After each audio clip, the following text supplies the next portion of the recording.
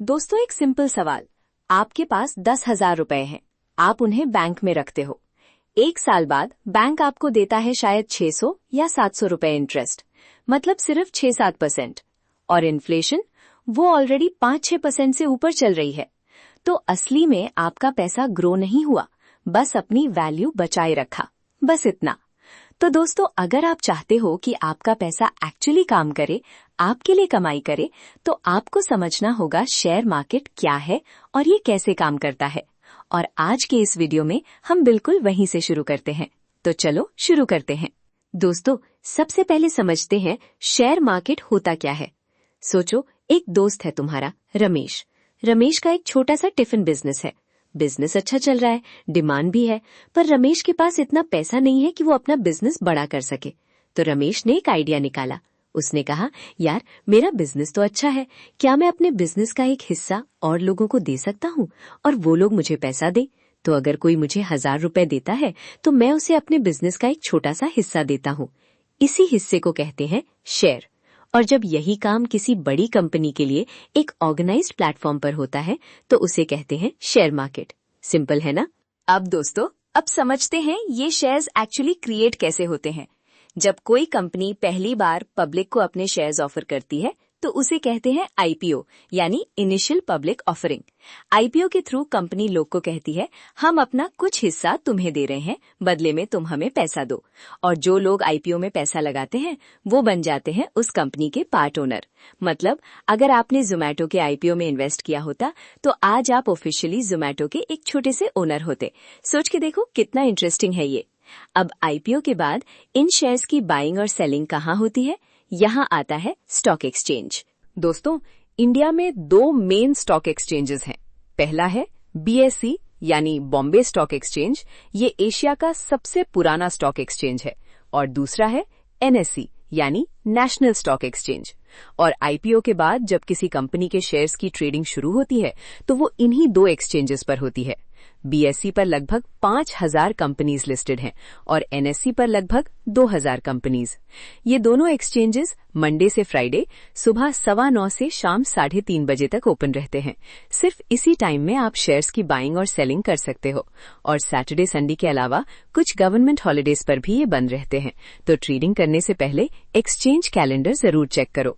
अब दोस्तों, एक इम्पोर्टेंट सवाल।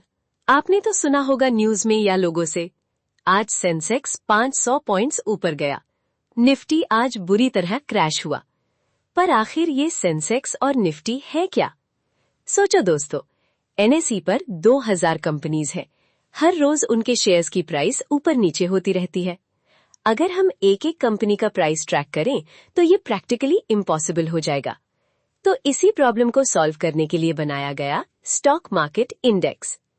इंडेक्स बेसिकली एक बास्केट होती है सबसे बड़ी और सबसे इम्पोर्टेंट कंपनीज की।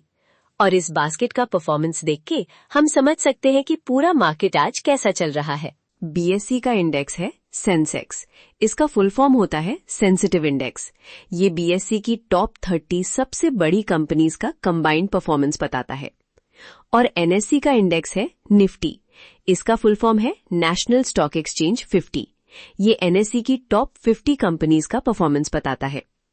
तो जब कोई कहता है आज निफ्टी 200 पॉइंट्स ऊपर गया, तो मतलब ये है कि निफ्टी की 50 कंपनीज की एवरेज शेयर प्राइस आज बढ़ी। इन 50 कंपनीज में से शायद 15 नीचे गई हों, पर बाकी 35 इतनी ऊपर गेन की कि ओवरऑल इंडेक्स ऊपर आ गया। ये एक सिंपल येट पावरफुल कॉन्सेप्ट है दोस्तों। अब दोस्तों, ये समझना जरूरी है कि शेयर्स की प्राइस ऊपर नीचे क्यों होती है।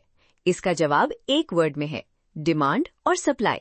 जब बहुत सारे लोग एक शेयर को खरीदना चाहते हैं तो उसकी प्राइस बढ़ती है, और जब बहुत सारे लोग उस शेयर को बेचना चाहते हैं तो उसकी प्राइस घटती है।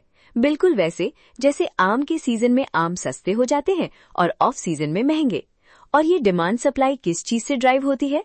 कंपनी की परफॉर्मेंस से, कंपनी के फ्यूचर प्रोस्पेक्ट से, इकोनॉमी की कंडीशन से, कभी कभी सिर्फ न्यूज से भी। इसीलिए दोस्तों, शेयर मार्केट एक ऐसा जगह है जहां शॉर्ट टर्म में इमोशंस रूल करते हैं, पर लॉन्ग टर्म में सिर्फ एक चीज रूल करती है, और वो है कंपनी की एक्चुअल ग्रोथ। दोस्तों, अब एक कॉन्सेप्ट और, मार्केट कैपिटलाइजेशन यानी मार्केट कैप। ये एक कंपनी की टोटल मार्केट वैल्यू होती है। इसको निकालने का फॉर्मूला सिंपल है, market cap equals to share price multiplied by total number of shares. Example लेते हैं, अगर एक कंपनी के टोटल 5 करोड़ शेयर्स हैं और एक शेयर की प्राइस है 300 रुपए, तो कंपनी का मार्केट कैप होगा 5 crore multiplied by 300 equals to 1500 crore. Market cap से हम समझ सकते हैं कि एक कंपनी कितनी बड़ी है। सेंसेक्स और निफ्टी में सबसे ज्यादा मार्केट कैप वाली कंपनीज ही इंक्लूड होती हैं, इसीलिए ये इंडेक्सेस एक्चुअली मार्केट के सबसे स्ट्रांग और एस्टैब्लिश्ड कंपनीज का मिरर हैं। तो दोस्तों, आज हमने क्या सीखा? पहली बात, शेयर मार्केट एक ऐसा प्लेटफॉर्म है जहां कंपनीज अपना हिस्सा पब्लिक को बेचती हैं और लोग उन कंपनीज के पार्ट ओनर बन सकते हैं। दूसरी बात, इंडिया में 2 मेन स्टॉक एक्सचेंजेस हैं, बीएसई और एनएसई, और दोनों मंडे से फ्राइडे 9:15 AM से 3:30 PM तक ओपन रहते हैं। तीसरी बात, सेंसेक्स और निफ्टी ये इंडेक्स हैं जो हमारे लिए पूरे मार्केट का परफॉर्मेंस एक नंबर में बताते हैं। और चौथी बात, शेयर की प्राइस डिमांड और सप्लाई से चलती है, शॉर्ट टर्म में इमोशंस, लॉन्ग टर्म में कंपनी की ग्रोथ। दोस्तों, ये था हमारा एपिसोड 1 और नेक्स्ट एपिसोड में हम समझेंगे इन्वेस्टिंग एक्चुअली शुरू कैसे करते हैं, डीमैट अकाउंट क्या होता है, ब्रोकर क्या होता है और अपना पहला शेयर कैसे खरीदे स्टेप बाय स्टेप। तो वीडियो को लाइक करें, चैनल को सब्सक्राइब करें और नोटिफिकेशन बेल जरूर दबाएं ताकि अगली वीडियो आप मिस ना करें। मिलते हैं नेक्स्ट वीडियो में। Take care.